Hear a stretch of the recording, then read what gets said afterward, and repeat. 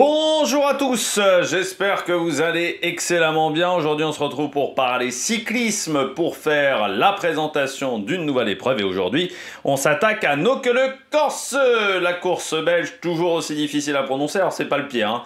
Le Grand Prix d'Escaut, c'est également compliqué. On va revenir un petit peu sur le parcours de cette épreuve, le palmarès, stratégie, surtout que cette année il n'y a pas Tim Merlier au départ. Autant vous dire qu'il y aura des opportunités et que la liste des favoris à la fois pour la course masculine et pour la course féminine sera assez compliquée à déterminer, parce que chez les filles il n'y a pas vraiment beaucoup de gros noms du côté de la liste de départ, donc ça va être une course assez ouverte. Allez, n'hésitez pas à vous abonner à la chaîne, à réagir dans les commentaires, à mettre un pouce bleu, à partager la vidéo sur les réseaux sociaux, notamment auprès de vos proches, si vous pensez que ça peut les intéresser. Dans les commentaires, n'hésitez pas à me dire vos favoris, notamment pour la course masculine, pour la course féminine, et également vos grosses cotes pour ces deux courses. Si vous avez les moyens et que vous voulez soutenir mon travail, vous pouvez faire un super thanks, ça se passe dans les commentaires.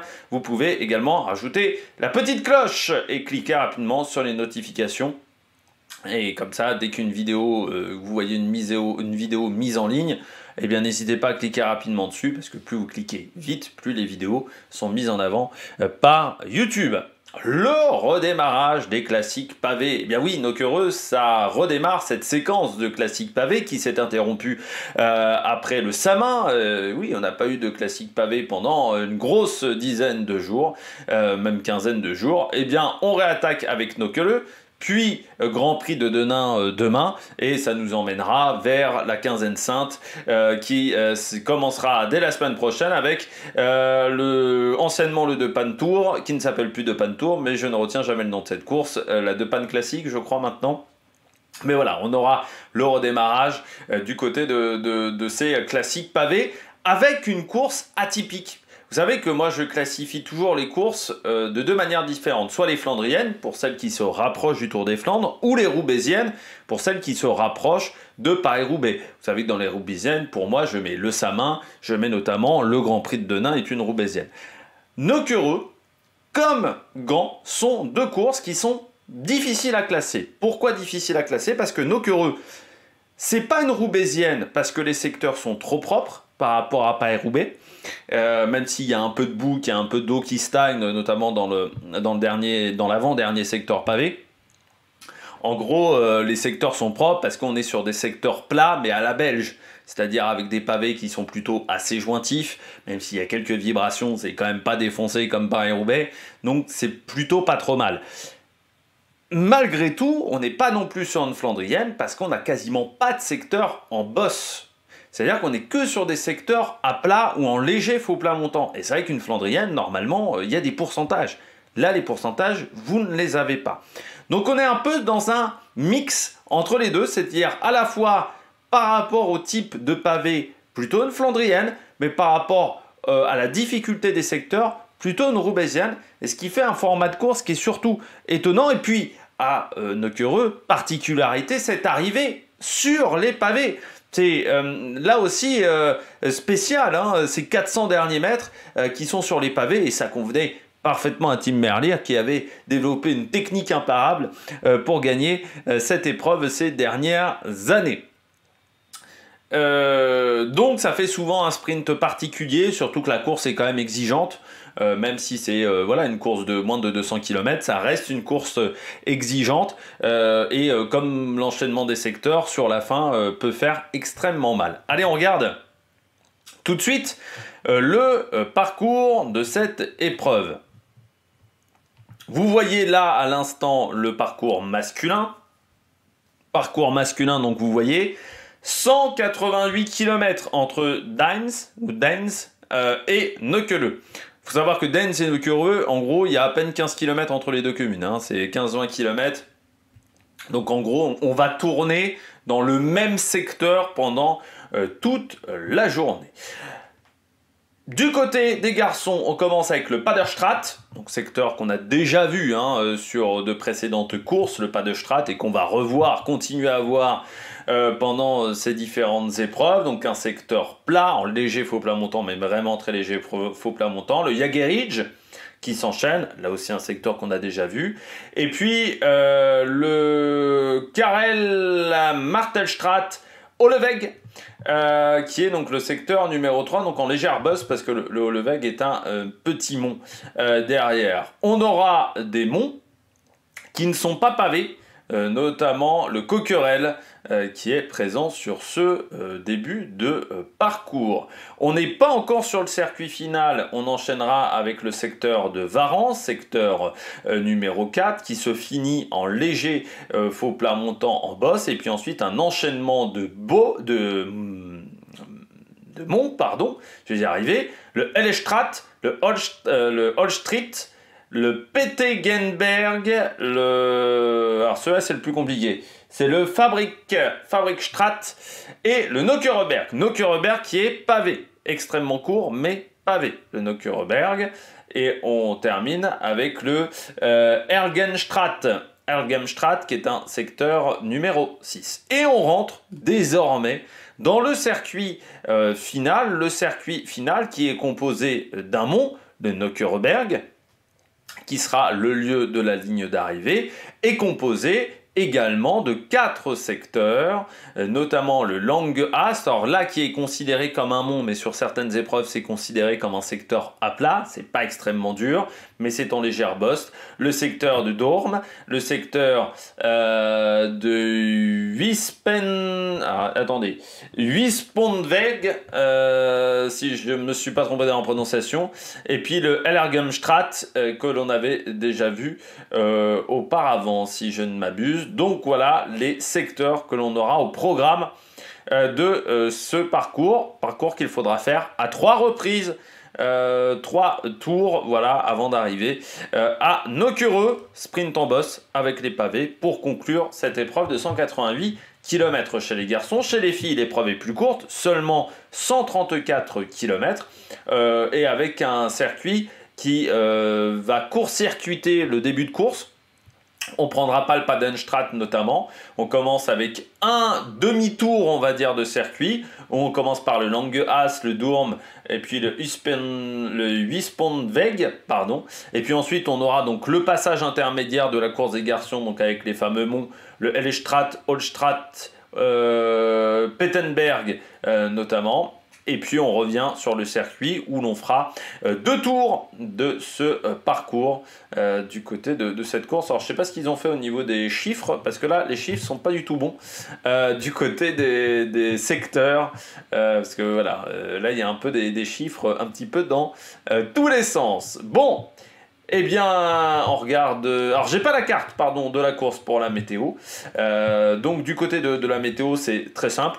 Grand soleil sur la course, 7 à 17 degrés, un léger vent de sud, mais vraiment extrêmement léger, 15-30 km/h. Alors certains vont dire c'est quand même 30 km/h, c'est assez dégagé, ok, mais c'est, je pense, pas suffisant du 30 km/h en rafale pour vraiment créer des coups de bordure. Malgré tout, il faudra être bien placé dans le final, hein, ne pas se retrouver dans des cassures. Du côté de la stratégie de cette... Enfin, du côté, avant de faire la stratégie, pardon, du côté du palmarès de cette épreuve, eh bien, Nokere garçon, première édition, c'était en 1944, remporté à l'époque par Marcel King, qui était un grand coureur belge dans les années 40. On a eu également parmi les vainqueurs énormément de coureurs belges pendant extrêmement longtemps. Mais pas forcément des grands noms, pas forcément les plus grands noms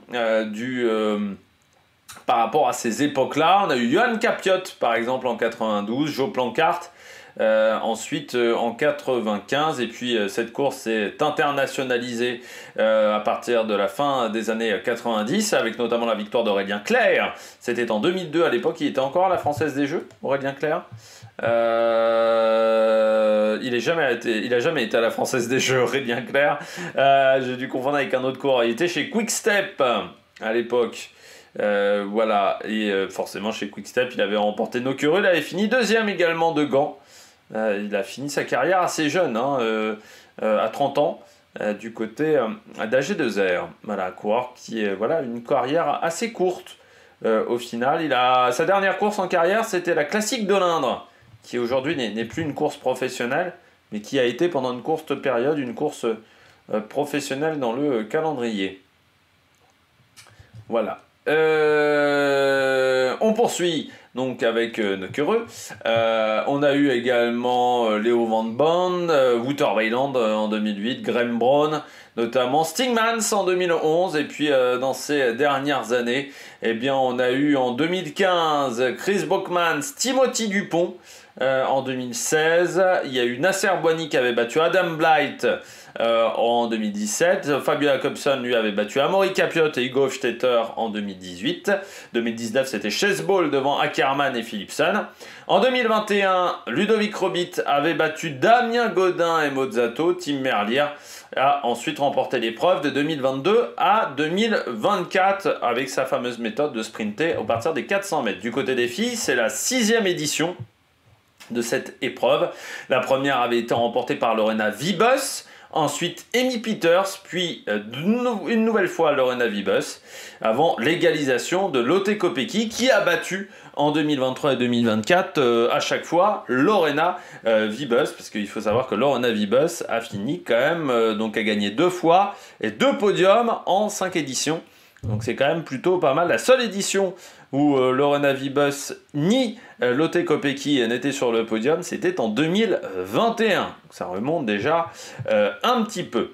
Et ça sera le cas sur cette année 2025. Du côté de la stratégie, c'est compliqué d'éviter une arrivée groupée sur cette épreuve. Comme vous le voyez, les secteurs sont quand même plutôt plats. Il faudra quand même faire attention au dernier secteur, les deux derniers, enfin l'antépénultième et l'avant-dernier, plutôt, où dans l'antépénultième, il y a souvent des virages avec un peu d'eau qui reste sur les bords, donc il ne faut vraiment pas sortir du milieu du pavé, parce que vous pouvez avoir pas mal d'eau sur le bord de la route. L'eau s'évacue mal.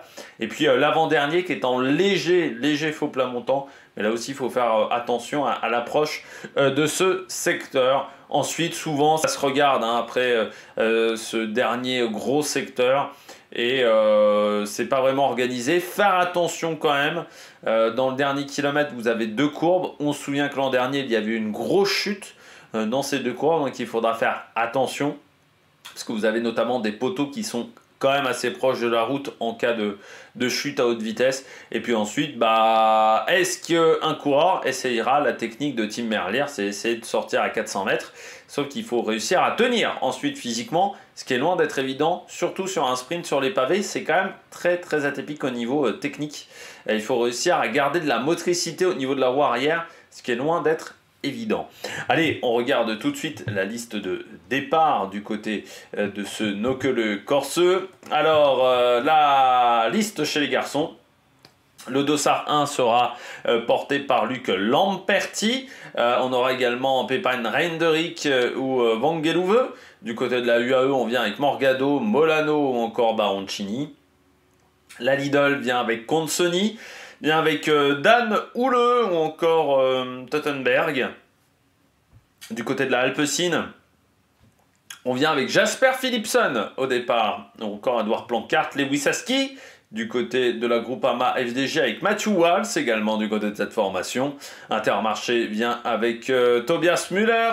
Ou encore Guys Van Hoek du côté de la Picnic Postenel, Pavel Bittner sera au départ avec Niels Sekov. Du côté de la Bahrain Victorious, Bruto Messo en cas de sprint et Van Mechelen et Van der Meulen pour les Belges et Néerlandais. Du côté de la Cofidis Spitalgart avec également Milan Fretin, le Belge, qui sera au départ invité un petit peu de dernière minute. Du côté de la Astana, j'ai mis Chesbol, j'ai mis Max Kanter. Du côté de la Lotto, Arnaud Delis sera au départ avec Milan Menton ou encore Sébastien Grignard. Du côté d'Israël, on vient avec Hugo Hofstetter ou encore Tom Van Asbroek et Ethan Vermon. Du côté de la Uno X, on vient avec une toute petite équipe avec Widerberg notamment et Erlen Blikra, pardon.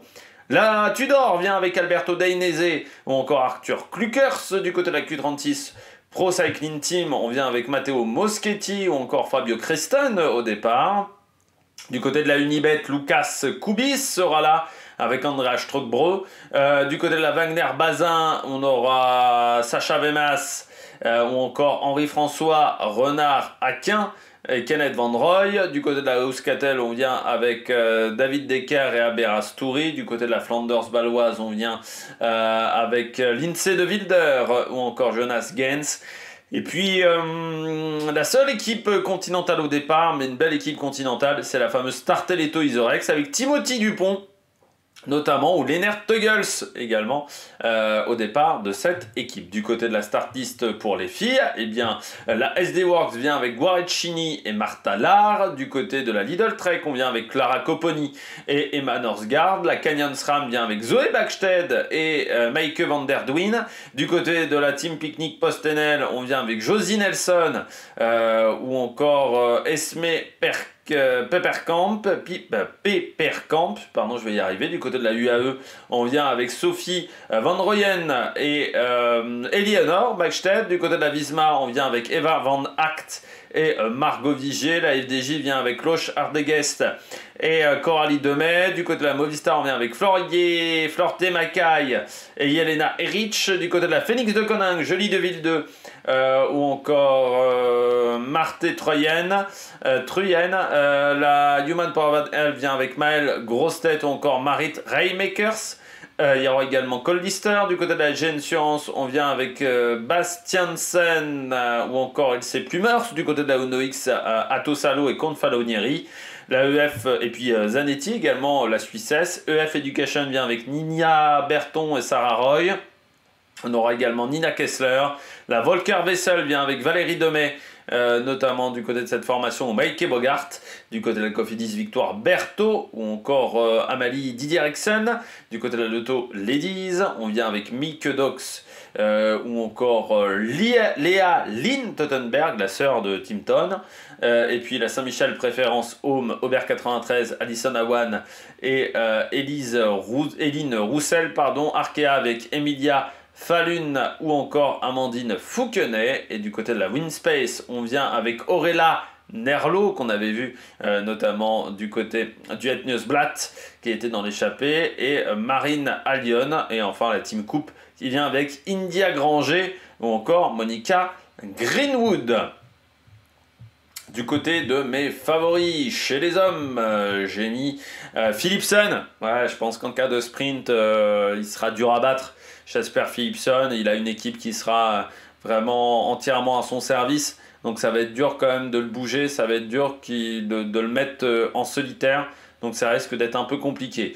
Du côté des garçons également, Arnaud Delis, le Belge. Là aussi, on sait que c'est un coureur qui est toujours très intéressant, Arnaud Delis, qui ne fait pas Milan-San Remo, donc je pense qu'il aura envie de se montrer envers ses équipiers également. Et puis Hugo Hofstetter, il a déjà été performant sur cette épreuve, on l'a vu sur le Samin, on l'a vu sur pas mal de courses, c'était intéressant, Hugo Hofstetter, donc je me dis pourquoi pas le coureur français. Du côté des coureurs à suivre, Baroncini, oui, je vais tenter un coureur chez UAE. Pour moi c'est trop simple pour Morgado, donc je tente Baroncini. Lucas Koubis, le coureur d'Unibet qu'on a beaucoup vu en ce début de saison. Et puis Luc Lamperti également, l'américain, parce que ça reste un coureur de la Quick Step. Du côté de mes favoris chez les filles, Atosalo, la finlandaise, en cas de sprint, Norsgaard, qui arrivera à sortir dans le final. Et puis Victoire Berthaud, sprint en faux plat montagne, ça peut être une fille dangereuse.